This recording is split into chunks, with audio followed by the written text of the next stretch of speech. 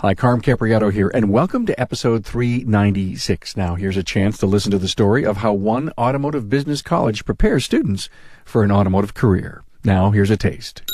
We are running about 93% of our graduates get employment either before they graduate or shortly thereafter, and that's higher than any other college program in all of Canada.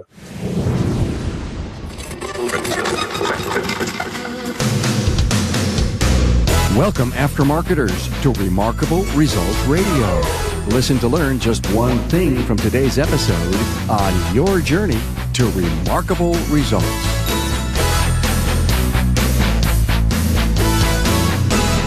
Hey, welcome to an interview with Professor John Jackson and business coach Bob Greenwood.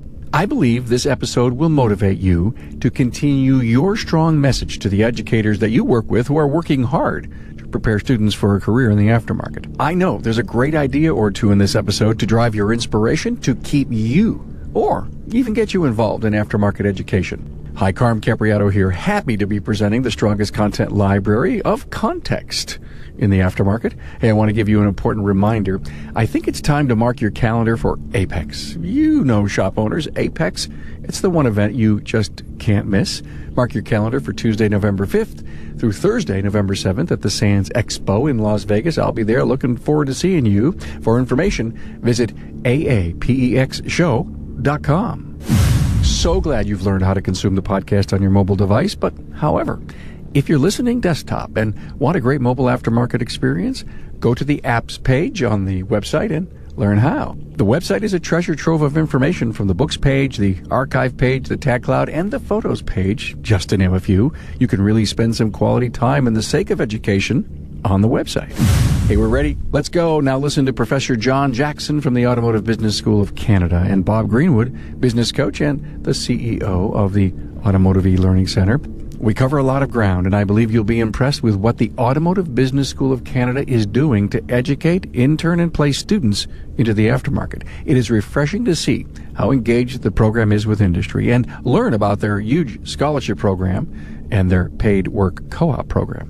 Now, Bob and John are friends. You can tell it in the interview, and they support each other.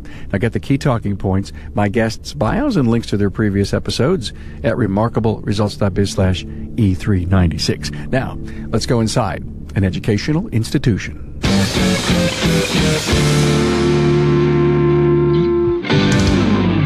Hey, a warm welcome to Bob Greenwood, AMAM, President and CEO of the Aftermarket E-Learning Center. Hi, Bob. Hey, Carm. Of course, your voice is no stranger to the audience, but we have a newbie here. Yes. Oh, I'm so happy to have John Jackson, professor of the Automotive Business School of Canada. Hello, John. How are you doing? Great. So you guys are friends. Yeah, we go back a bit. John has educated me as to the aftermarket and how things are. I beg to differ. I think Bob has done most of the teaching in this case, but we are friends, and we've shared a lot of our ideas over the years. Well, great. Hopefully we won't have this big argument here as to who loves who first here. Okay. I do want to get into some of the things that you are doing with John, some great stuff. So, John, a little bit of your background. Well, a professor at the Automotive Business School of Canada. For many years, we were known as the Canadian Automotive Institute, but we changed or rebranded our school a few years ago to the Automotive Business School of Canada. We're the largest business school of any sort in the automotive industry in Canada. And we have at any moment about 500 to 600 students, many of whom are on co-ops at the moment as we speak. And my role there is to teach about the automotive aftermarket and how it's structured, how the players in the industry work. I also teach the history of automobiles, and I teach about the global automotive industry, something that is of interest to me as well. Interesting. So you're kind of like the Northwood of Canada. Yeah, well, that's right. Well, I do know some of the gentlemen at Northwood, and we've talked on occasion here and there. At Las Vegas, for example, we meet up when we get a chance. I didn't go this year, but I think that our program is at least as comprehensive as the Northwood program. But of course, we're a Canadian-based program. So, Bob, you know any students that are working in the industry, in the areas that you have influence in that have come out of the school? Fortunately, when I'm in the area, John allows me to come up and address the students for a morning and talk about my perspective of updating in the industry. I'm usually coming in to a student who is maybe in their first year or heading into their second year. And fortunately, I get to have lunch with a few of them and really hear their energy, feel their energy and their enthusiasm for the aftermarket. He allows me to have some great discussions with them. So, John and I have talked about when students do come out, he says, Greenwood, you've got to pick up a couple and bring them into your company. And I said, yeah, you got a good point on that one. I've got to look into this and how we can do it. But they're enthusiastic. And I'll say this right off the get-go. Every time I've been at the college, the respect they have for this gentleman, the kids are just overwhelmed by him. They just love him dearly and love his classes. They're very enthusiastic about his classes. Well, before I ever turned on the recorder, Bob, I was having a blast just listening to Professor John. Is that what they call you, Professor John? Well, it sometimes depends on their marks. I get that part. It's Professor Jackson. If it's different, then sometimes I don't know what they call me, but I certainly encourage them to learn as much as they can about this sector, because I believe that so much of personal mobility in the future will be influenced by what happens in the automotive aftermarket. John, how are you getting students to join the program? What's the recruitment effort? We have a specialized officer who works 100% of the time with us to do student recruitment. So he goes throughout the region here in the area just north of Toronto, where the school is located. We're about an hour's or drive north of Toronto, 45 minutes north of Toronto. But we also do recruiting right across Canada. So we have a program. The automotive industry supports that financially by offering us money to do our promotions and run some of our programs that we have. We get a lot of money from the auto industry, as a matter of fact, and we wouldn't be able to do what we do without the support of the industry. That means both aftermarket as well as the new vehicle, used vehicle, and even the auto finance sector. So we have tremendous support for our school, but of course that gives us an opportunity to bring in students from literally every province in Canada. This semester, we actually have a student from every province, as I understand it. And then, of course, we have a large contingent of international students who come to study here. They find us on the internet and come to study in Canada for automotive business and to get the degrees in automotive management. The students are graduating and going to work in what sectors? All sectors of the automotive industry, everything you can imagine. That we have a graduate who runs a business that transports new cars up and down the road in those transport trucks. I've got students who are CEOs of their own businesses in the automotive industry, whether they're in the aftermarket or in repair and service areas. We have a lot of students who work in the new vehicle sector. A lot of them go in to work in car dealerships. Work for corporate offices for the major car companies, work in corporate offices for many of the larger aftermarket enterprises. And there's a whole host of other things that our students are capable of doing. We train them for a lot of different things, and that's good because they can sort of find something that matches their own skills and aptitudes. There's something in the auto industry for them, so we're able to find that. We also are the largest or the best to program in all of the college programs, including dentistry and massage therapy and all the other important programs that we have at the college. But throughout Canada, we have the largest percentage of graduate employment. We are running about 93% of our graduates get employment either before they graduate or shortly thereafter, and that's higher than any other college program in all of Canada. What a great number. It's fantastic. 3 years ago when I was up there, I was having lunch with a student, and he was explaining to me how he's enjoying the aftermarket business course that John was doing, and saying to me, but my father, really wants me to just come back and take over the insurance company that his father owned. And I said to him, insurance? Well, we need insurance specialists in the aftermarket. He goes, what? I said, yeah, a specialization, whether it's insurance, legal, accounting. this is a unique industry to specialize in, and we need you all. So I said, you wrap your head around that. And he got excited by the end of lunch. He says, I like this kind of thinking. He says, I could continue with my education here, get the best knowledge, and then look how we can specialize in this. That was pretty cool. Shop owners, Apex has got to be on your calendar for 2019. Now, I've attended for many years and will be there again in November. Now, first off, there's something for everyone who works in the shop. Just look at the training alone. Last year, Apex offered an entirely new program on shop technology as well as servicing electric and alternative fuel vehicles. And sessions are taught by the best trainers in the industry. Apex also is your go-to place if you need tooling for the shop or if you want to see the latest new products. You can even talk with engineers who design scan tools and other products or visit with the industry leaders who are working on your behalf to keep you on a level playing field with dealers and vehicle manufacturers. Hey, don't miss out. Mark your calendar now for Apex 2019, Tuesday, November 5th through Thursday, November 7th at the Sands Expo in Las Vegas. To learn more, visit aapexshow.com. John, I have a question about the longevity inside the industry. If 93% are placed, have you ever done the study on fallout? Are they still working after a couple of years? Probably somewhere around 50% of our people who graduate are retained in the industry in some capacity, and others find other things, other industries that appeal to them, or move on for other reasons, personal reasons, being the dominant criteria there. In the end of the day, you will be hard-pressed to go into a lot of businesses in Canada and not find one of my graduates from the Automotive Business School of Canada. We have deep connections to the industry through not only myself, but my colleagues, the other faculty who work at the Automotive Business School of Canada. And we're able to capitalize on those kinds of connections and get opportunities for students that no other program can really manage. John, can you share with Carm about Aftermarket Day in November? On November 20th this year, we this is the I guess it's the 10th annual Aftermarket Day. It's for students.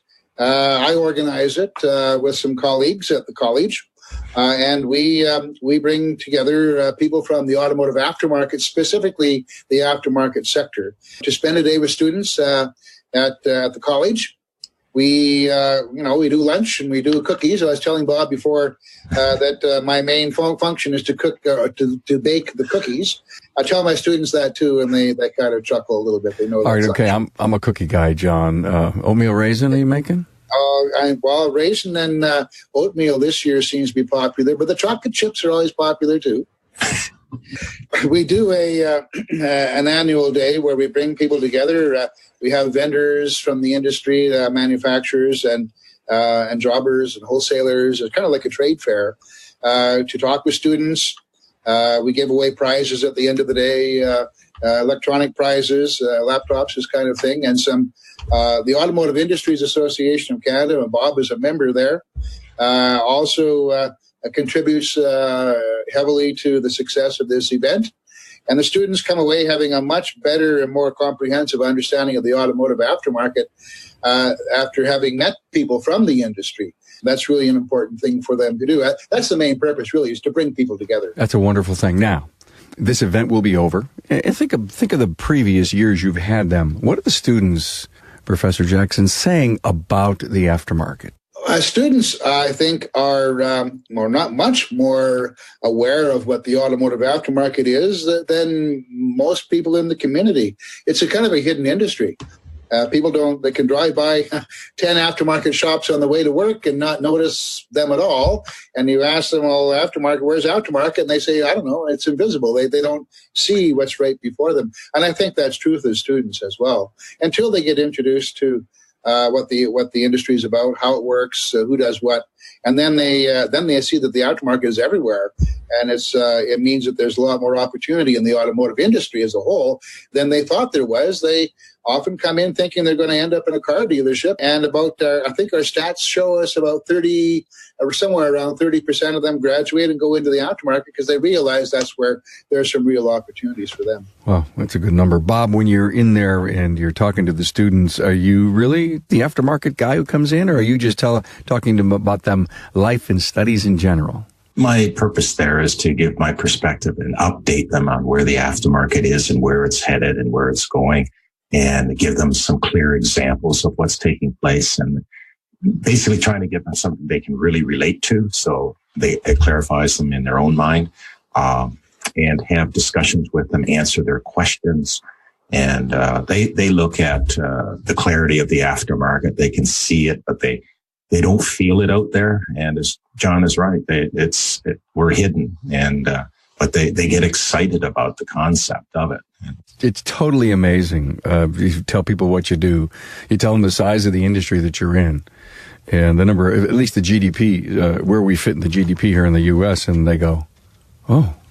Bob, I just had this wild thought to this whole image issue that we have. The image that we have in the automotive aftermarket is slowly evolving, and I think it's evolving because of technology. As people embrace new technology in their new cars and the new models that come out, they begin to realize that there may down the road be issues with those technologies that they will need to have addressed. And the aftermarket will be the place to get some of those things done, or some of those repairs done in the future, because the industry itself will evolve to promote that kind of orientation towards the industry. It's a bit like pulling hen's teeth, though, for sure. Scholarships. You had mentioned the support that you get from all aspects of the automotive industry. Are there a lot of scholarships to apply for?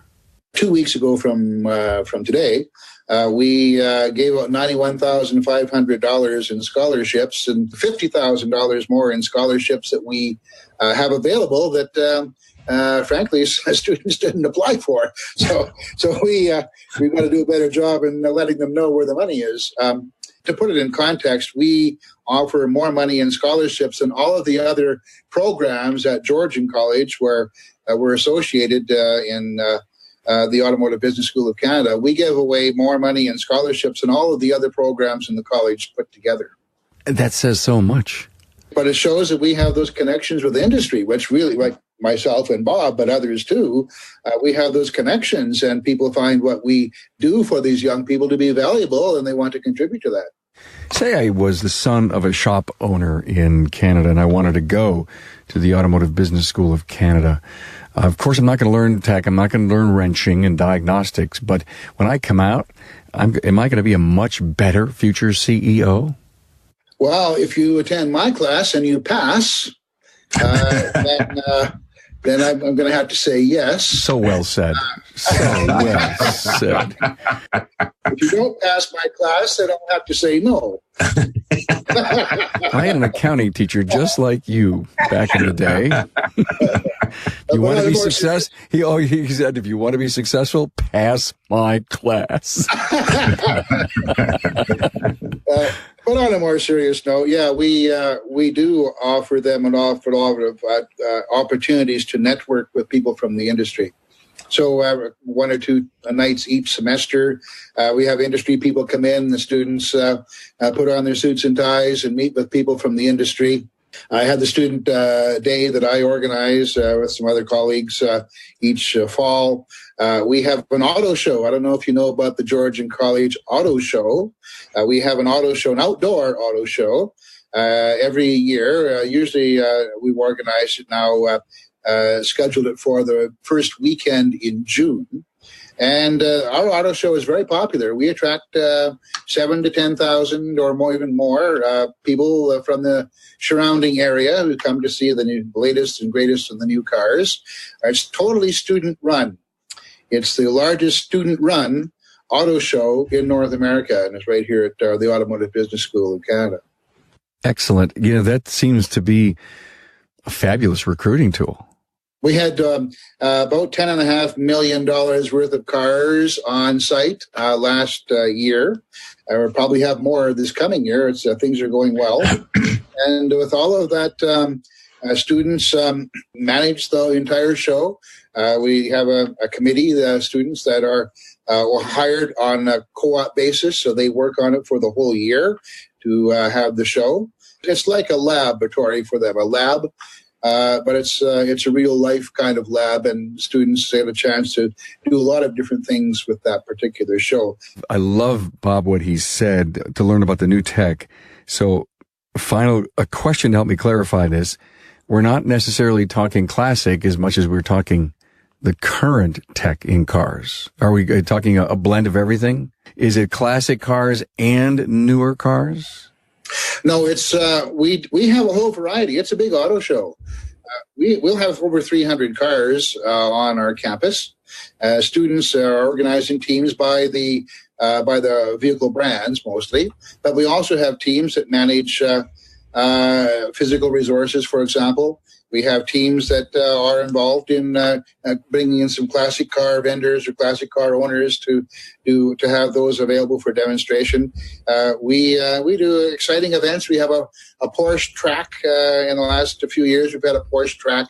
It's very popular. You can get in the car with a professional driver, and they take you on a wild ride around the parking lot in the latest Porsche technology. Frighten as many people as they can with that. So there's a lot of things we add that aren't strictly about cars.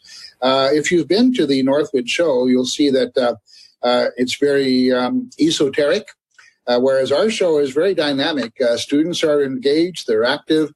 People who come can talk to the students, and the students are enthusiastic about telling them about the cars. And we always, as well, have an aftermarket area or aftermarket section of the show where vendors come and participate in that sector. How nice. My thought is that we're trying to change the image of our industry, and to see the latest greatest cars, and literally a banner on the side of the car would say, "Hi, nice to meet you. I'm a computer on wheels." I just come back from Apex, and one of the takeaways was 50% of the cost of the vehicle, today or in the very near future, is going to be computers that are going to run that vehicle. Your softline code is moving rapidly up, and when you get in up to 500 million lines of software code in the 2022 vehicle, look out. It's moving rapidly. It really is. And that to me is what I find exciting about people looking at the automotive field, not as a stagnant, but as very dynamic and moving and high-tech industry. No matter what part of the industry that you want to work in, you're going to be working in high-tech. It just doesn't matter. There's nothing that you can't see, feel, or touch that's not going to involve technology. We have developed at Georgian College a new building. We've put up a new building, a multi-million-dollar facility. I think it cost us like $40 million to build this big building with all the glass paneling and all the classrooms and labs and this kind of thing. It's brand new on campus. We just opened this fall. Our leader, our president, and our leadership team at the college want us to do. And I think everyone's fully in line with this idea, is to bring students together from different silos of learning. So we bring together the engineering students with the business students, because often the engineering student has no idea how to run a business, and the business student knows nothing about engineering, and also web design, computer programming, and other associated fields. So our building is called an innovation and entrepreneurship building. And we hope to find ways. We're just starting now. We haven't had the building till just about a month ago. But we're hoping to be able to bring together students from different lines of learning or education, and have them collaborate about how different areas of the economy or different kinds of education needs to work together if we want to develop a robust industry. I love it, John. Thanks. It kind of reminds me of something I was talking to a few people at Apex about, cross-functional project teams from all different, right, elements and areas. You get someone who loves the engineering side of the industry to talk to a person who loves the accounting or the business side. I think they've got to get a taste of the passion on both sides of the projects. Oh, yes. We haven't started doing much of this yet. We're working towards that. It takes a bit of organization because we've for so long lived in our own silos of academia. But many faculty across the college, we all know each other, and there's some innovative minds and people who are in other areas that are beyond automotive, computer, web design, engineering, automotive manufacturing technology. We have a program on that as well. So bringing students together is really something that is entrepreneurial and it's innovative because no one else has really tried to do that. Especially no one else tried to do that with results aimed at, shall we say, the automotive industry broadly construed. So, yeah, why not try to do this thing? The other thing I want to do in the industry is have a similar approach to the aftermarket because you need to have your technicians understand what your business manager is doing. And the business manager needs to know how to turn a wrench. And the accountant needs to understand, what the marketing people are doing. And even in a small business, it's important that there be this kind of collaboration that I think is just not good enough in the industry. And if we can make a change and have our students come out with innovative ideas about how these different domains of knowledge and expertise can be brought together, then I think we'll do fine. I think our program will find value for people and they'll want to come and study with us. And this is one of the advantages that John brings to the class. I've sat in his class before, and he gives perspective. And it's, in my mind, I describe it as a global perspective when he sees everything and how it could be in the aftermarket. And the students listen intensely, and they start to see a new vision of what things could be, but how disconnected it really is. And I think by the time they finish his classes, his courses, they see how am I going to help connect this industry. It could be exceptionally dynamic when it is connected. Well, how exciting to hear all of this, that there's this level of passion for the automotive, and especially, Professor Jackson, the way you've embraced the aftermarket. Thank you, thank you, thank you. When I first came to the Automotive Business School of Canada, back in those days, the last century, as a matter of fact, it was called the Canadian Automotive Institute, but we now call ourselves the Automotive Business School of Canada. But when I first arrived, there was no aftermarket. It was as if the industry didn't exist. It was all about new cars and especially about vehicle dealerships, and frankly, not much more. But we've evolved over the years. We've added the aftermarket, and I've worked to develop some courses with that. I have other colleagues who have brought their own expertise and knowledge and background and experience to developing these kinds of programs. And as a consequence, we have a pretty robust, well-rounded program. We know where the areas are that we're perhaps lacking, but for the most part, I think we're offering a pretty comprehensive education to young people who the industry desperately needs. And if we can get them out there and get them working and get them thinking about how to make the industry, successful, then we'll have done our part. I remember even first time I was there, and John had asked me to come up, and I was overwhelmed. It's dealership, dealer everywhere. And I was saying, geez, how are we going to get the aftermarket in here? Well, he's put that forward, and over the years, the aftermarket at the college has become very strong. In fact, right now, the aftermarket has a gorgeous atrium. It's the aftermarket atrium in the college. It's a beautiful area, and monitors up there with various information on the aftermarket. It is continuously rolling out, and it's a lot of them go and have their quiet time there at this atrium, and it's very beautiful. It's well done, really well done. Guys, if we had a chance to change the name aftermarket to something else, what would it be? And I only say that because every once in a while people stop and think, that's what we are, but does it really have the right, is there any pizzazz? Is there any pull there? I've thought of that a lot. I don't have an answer. But it is a market. It's a secondary market, but that wouldn't do much good to call it a secondary market either. But I think that there's more that needs to be said about it's not just the naming, but it's a perspective kind of thing. And the perspective is that we need to transition people in all areas of the automotive industry, including the aftermarket, into an understanding that it's really about personal mobility and more specifically, personal electromechanical mobility. It's not really about cars. You know, when I teach my history of the automobile course, and I've been doing that for a long time as well, I teach about the development of cars from ancient times or from the 1800s through Carl Benz and Gottlieb Daimler and Henry Ford and all of the early developers of transportation, personal transportation. The auto industry really isn't about cars. And this, of course, when I say that to my students on the first day of classes, they look at me as if I have two heads. Because they like, how could that possibly be the case when we came here to study cars? We paid our tuition. You want to learn about cars, and on the first day you tell us it's not about cars. And what gives here, right? So that kind of throws them off a little bit. It makes them think, though. And then when I teach my first lesson in aftermarket in their third semester, I teach about the aftermarket. Guess what the first thing is? I tell them the aftermarket is not about parts. And again, they look at me as if I have like grown two more, and I have four heads now because they not quite sure what I'm saying. But I think it's when you look at it from a broader perspective, which is what I try to do, that it's really about personal electromechanical mobility. And not just personal mobility, because that might be confused with physiotherapy or some other fields like that. So it's really personal electromechanical mobility. It's a term that I have created because I haven't seen it written anywhere else.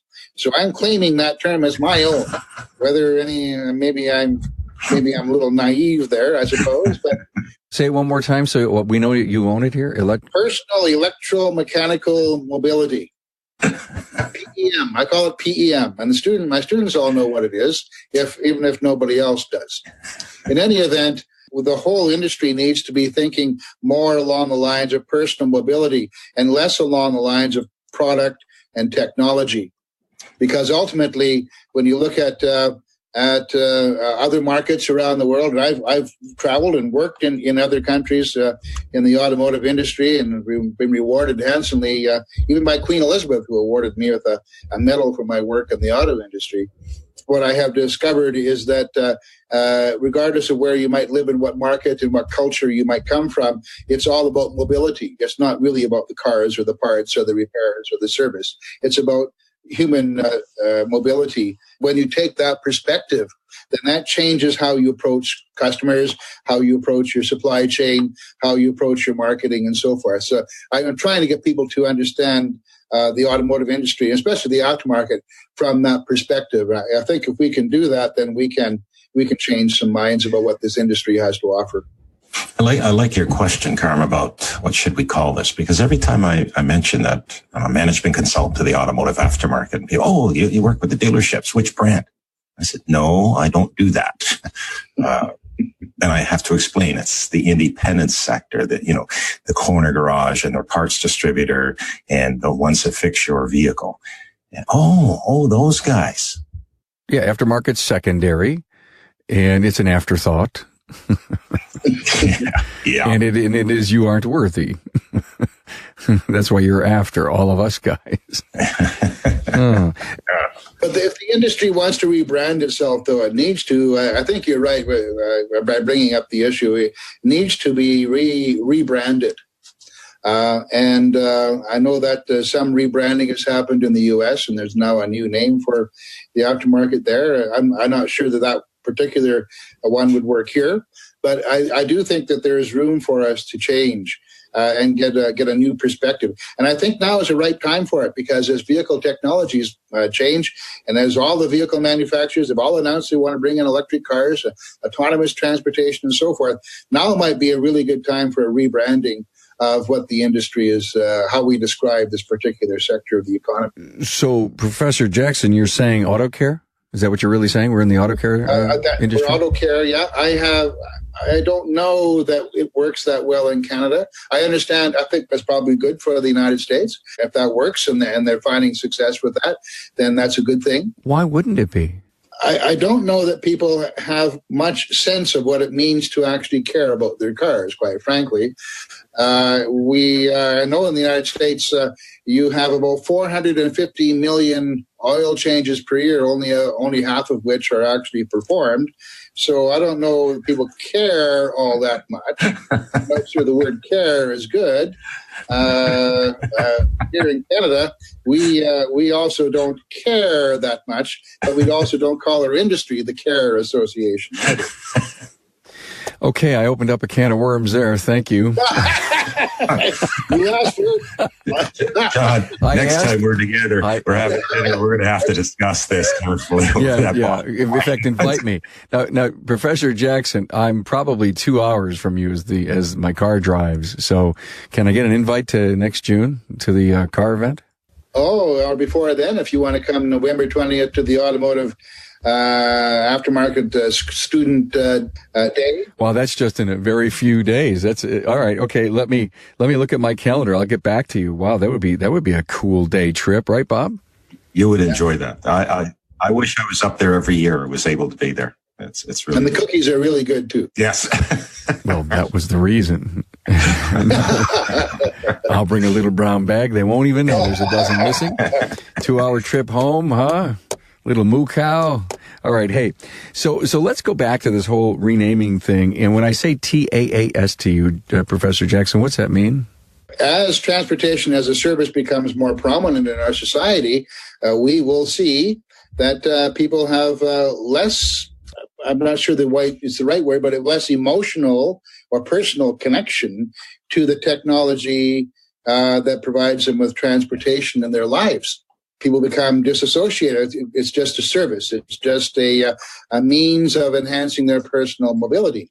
And then their personal mobility is far more important than whether they're getting transportation as a service or whether they have a vehicle owner or own a vehicle or have a lease or whatever. It's all about personal mobility. And so is transportation as a service. It's all about making people mobile regardless of what technology is employed.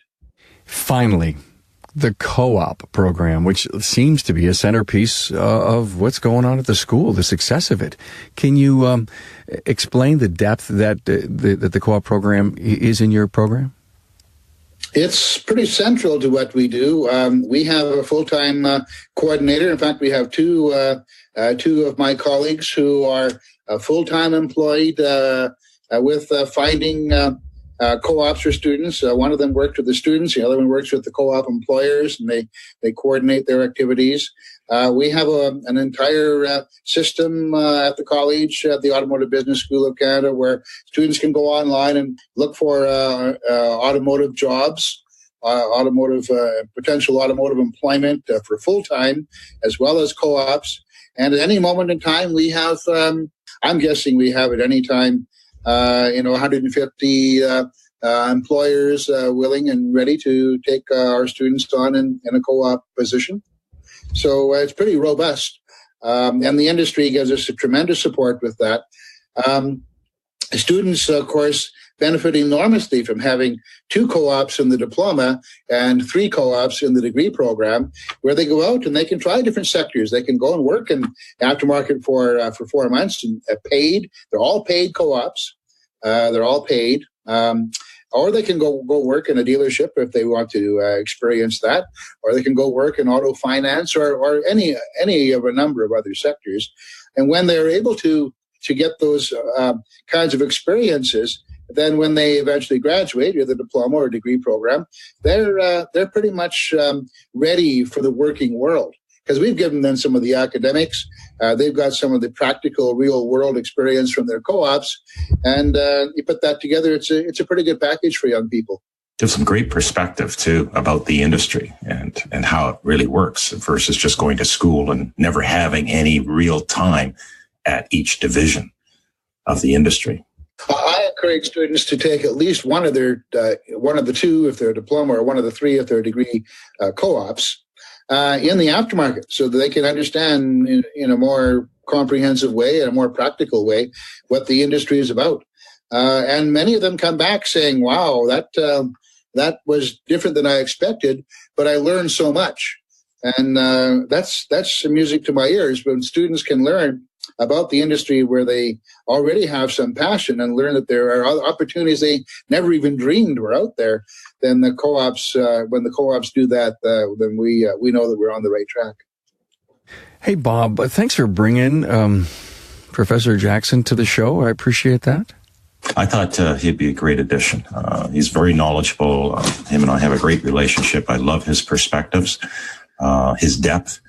He has traveled the world. He has taught in other countries about the aftermarket, about the industry. I just thought he'd be a great exposure to your listeners from a perspective and hear different views. And you offer your learning management system to the students, don't you? Yes, we donate it to the college and allow them to adjust it as any which way they want, and they'll use part of it as part of their curriculum. We've set up a system where they allow us what part do you want it, and then our people, Graham and Jonathan, will adapt it so that the professor can use it any which way they want. They can follow the student in that development. And I think we upped it to 85%, John, that you're required to pass the e-learning center. Right, yeah. And then at the end, and usually it's on Aftermarket Day this November, we present them with a diploma for completing what was the requirement. So to me, it's getting to the next generation and giving back to the industry. We do it at absolutely no charge. Kudos, high fives to you, Bob. Thank you so much. And thank you to... And yes, high fives to Bob is right, because we find that his Automotive Aftermarket e-learning center, the online access, is becoming a real integral part of what we offer our degree students at the college. Excellent. So glad. Hey, thank you so much to John Jackson, Professor, Automotive Business School of Canada. And thanks to Bob Greenwood, President and CEO of the Aftermarket e-learning center. Thanks, guys. Thanks, Professor John Jackson and Bob Greenwood, for informing us about the Automotive Business School of Canada, where you are helping to pave a great foundation for aftermarket students to make it in this industry. Your contributions to the aftermarket gives us a brighter future ahead and ensures the cycle will continue. The link to the show notes, remarkableresults.biz/E396. Hey, don't forget the books page on the website. All the books we talk about on the podcast are there for your review. You can even order printed or audio versions. Hey, thanks for listening. I'm sure you agree, your learning curve never sounded this good. Thanks for being on board to listen and learn from the premier Automotive Aftermarket podcast. Until next time.